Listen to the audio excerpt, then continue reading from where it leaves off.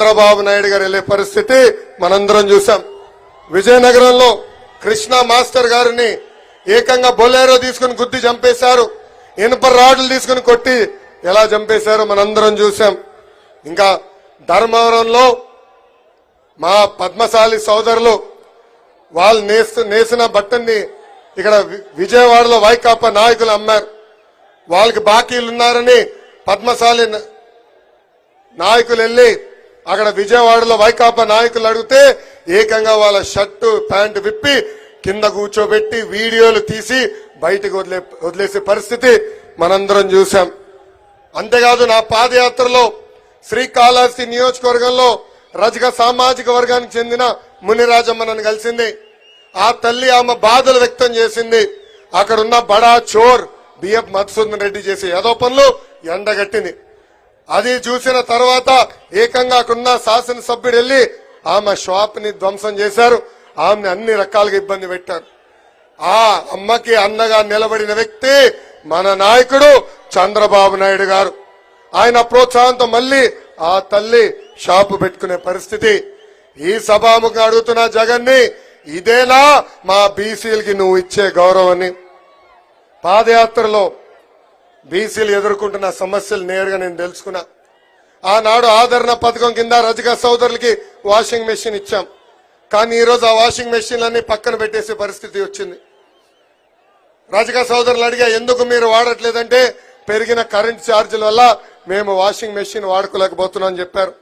కల్లు గీత కార్మికులకి పనిముట్లు ఇవ్వట్లేదు. ఏకంగా ఎక్సైజ్ అధికారులు వచ్చి పెద్ద ఎత్తున వాళ్ళని ఇబ్బంది పెడుతున్నారు. రియల్ ఎస్టేట్ డెవలప్మెంట్ వల్ల కల్లు గీత కార్మికులకి కావాల్సిన చెట్లు కూడా కొట్టేసే పరిస్థితి నేను స్వయంగా చూసా. చేనేతలకి ఆనాడు ఉచితంగా కరెంట్ అందజేశాం. సబ్సిడీ ద్వారా అనేక పరికరాలు అందజేశాం. 50% సబ్సిడీతో మగ్గాలు ఇచ్చాం. కలర్ సబ్సిడీ ఇచ్చాం. యాన్ సబ్సిడీ ఇచ్చాం. ఈ రోజు ఈ ప్రభుత్వ అధికారులకు వచ్చిన తర్వాత అవన్నీ రద్దు చేసింది. ఇంకా మా యాదవ సోదరులు కూడా ప్రోత్సహించడానికి గతంలో గొర్రెలు మేకలు పెట్టుకునే కూడా డబ్బులు ఇచ్చాం. మినీ గోకులాలు కట్టాం. ఏకంగా బంజర భూములు కూడా ఆనాడు అందజేశాం. ఈ రోజు ఈ ప్రభుత్వ అధికారులకు వచ్చి గోపాల మిత్రులు మెడబట్టుకుని బయటికి గెంటేసింది. వాళ్ళని కూడా అన్ని రకాలుగా ఇబ్బంది పెట్టింది ఈ ప్రభుత్వం. ఇంకా మా మత్స్యకార సోదరులకి గతంలో సబ్సిడీ ద్వారా వలలు అందజేశాం, బోట్లు ఇచ్చాం. ఏకంగా ఐస్ బాక్సులు, మోపెడ్లు కూడా అందజేశాం. ఈ ప్రభుత్వం వాళ్ళని కూడా మెడబట్టి రోడ్డు బయట గెంటేసింది.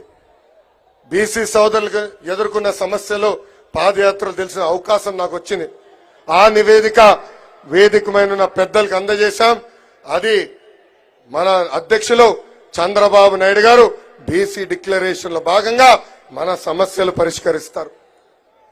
2019లో నేను పోటీ చేయాలనుకున్నప్పుడు చంద్రబాబు నాయుడు గారు మీరు రాష్ట్రంలో ఎక్కడ పోటీ చేయాలనుకుంటున్నారని నన్ను అడిగారు. ఆనాడు ఆయనకు ఒకటే చెప్పా, అయ్యగారు ఎప్పుడు గెలవని నియోజకవర్గం నాకు ఇవ్వండి, గెలిపించి చూపించే బాధ్యత నేను తీసుకుంటానన్నాను. ఆనాడు నన్ను మంగళగిరికి పంపించారు. 21 రోజుల ముందలొచ్చాను. స్వల్ప మెజారిటీతో ఓడిపోయాను. కానీ గత 4 సంవత్సరాలు 10 నెలలుగా మంగళగిరి ప్రజలు నమ్ముకుని ఎప్పుడు లేని విధంగా సంక్షేమ అభివృద్ధి కార్యక్రమాలు ఈ పసుపు జెండా చేసింది. ఆంధ్ర రాష్ట్రంలో ఎక్కడ జరిగిన విధంగా 29 సంక్షేమ కార్యక్రమాలు మన నియోజకవర్గంలో మనం చేశాం. మంగళగిరి ప్రజలందరికీ నేను శిరసు వంచి పాదాభివందనం చేస్తున్నాను. నాకు మీరు అండగా నిలబడ్డారు, నన్ను మీరు ప్రోత్సహించారు. మీరు ముందరికి నడవండి, మీకు అండగా నిలబడతానని నాకు మీరు కొండంత బలం అందజేశారు. అందుకే ఈ సభాముఖంగా చంద్రబాబు నాయుడు గారు నేను కొన్ని మంగళగిరి ప్రజల తరపున కోరుతున్నా.